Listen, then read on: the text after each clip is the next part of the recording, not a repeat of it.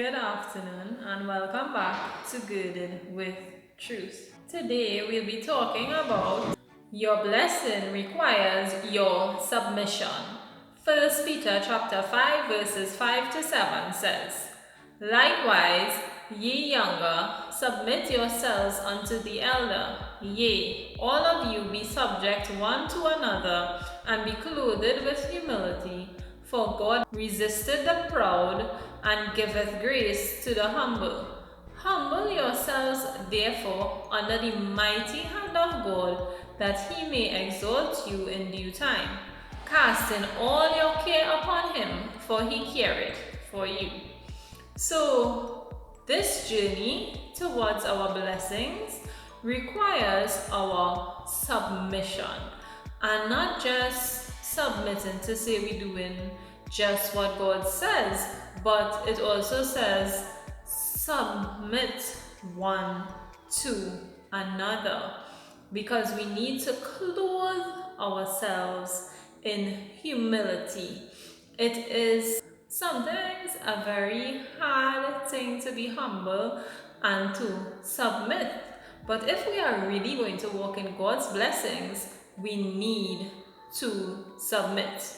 Because God resisted the proud. Not proud as in you are giving your best and you're taking pride in what you bring to the table, but proud in terms of boastful and haughty. So he will resist you if you are proud, but if you are humble, he will extend to you more grace for the journey, more grace for what's next. Just more grace will be bestowed unto you. So we have to humble ourselves under God and wait on him, because at the right time he will establish and exalt us. Don't think that you are waiting for nothing. Don't think that your dream will not come to pass, your vision will not be established. God will give it to you in due time.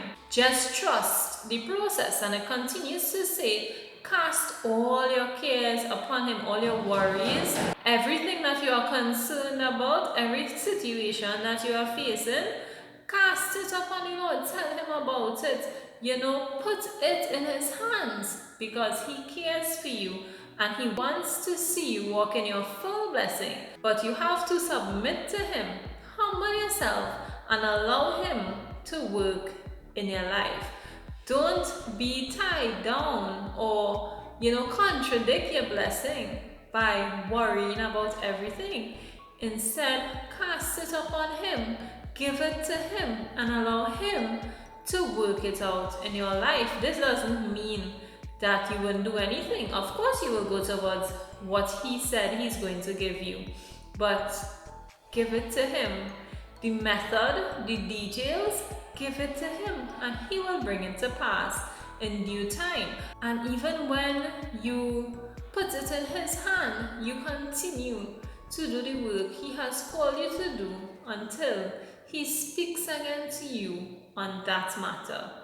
Prepare, execute, wait on him, and allow him to work it out. In the book of Joshua, he told Joshua, you have not been this way before. So sometimes he's doing a new thing. He's using a new method, and you don't want to miss out because you fail to wait. You fail to trust the process, or you keep holding on to all these things that concern you and all these things you care about. Instead, cast it on God. Let him work out the details. You stand still and see that he is God, and watch him work it out for your benefit. And while he's working it out, ensure that the devil has no foothold in your life. First Peter chapter 2 verses 13 to 16 says, Submit yourselves to every ordinance of man for the Lord's sake, whether it be to the king as supreme, or unto governors as unto them that are sent by him, for the punishment of evildoers, and for the praise of them that do well. For so is the will of God, that with well-doing ye may put to silence the ignorance of foolish men, as free and not using your liberty for a cloak of maliciousness, but as servants of God.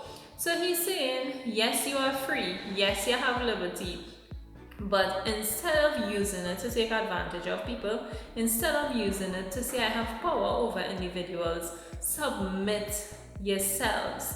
Submit yourselves to men. If something is not in direct contradiction to the word of God and it does not come against his principles and there is no corruption of your integrity, then you are required to submit to people. Sometimes it's hard to submit. Sometimes we submit to God and there's no issues there because God is God. He'll never fail us.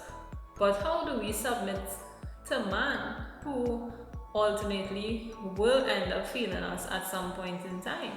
We submit because it's a requirement of God. God asks us to submit. And when we submit to a mission. So if we have gone into a relationship or partnered with someone that requires us to submit, or if we are in an environment that requires submission from us, let us not be saying that we are free, we don't need to submit, we only submit to God kind of thing, but we submit to one another. Even in 1 Peter chapter 5, it spoke about submitting to one another, whether they be kings, whether they be governors, whether they be regular men. God requires us to submit.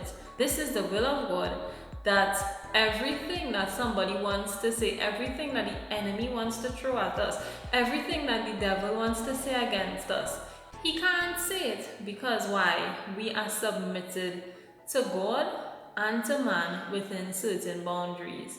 So we do not submit with no standards and no principles, but we submit because God has set a standard for us and because God asks us to submit, and God is worthy to listen to.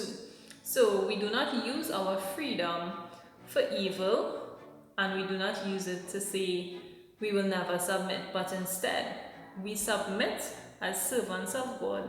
So there is no foothold that the enemy can use to come up against us. Leave no room for the enemy. Resist the devil and let him flee. Your blessing requires you to submit. If the devil finds anything in you, it's a reason why your blessing will be withheld, why it will be blocked. But as you go forward in life and as you submit to God and submit to others, the devil will not have anything to say against you, and he cannot accuse you of anything. So then your blessing will be given unto you.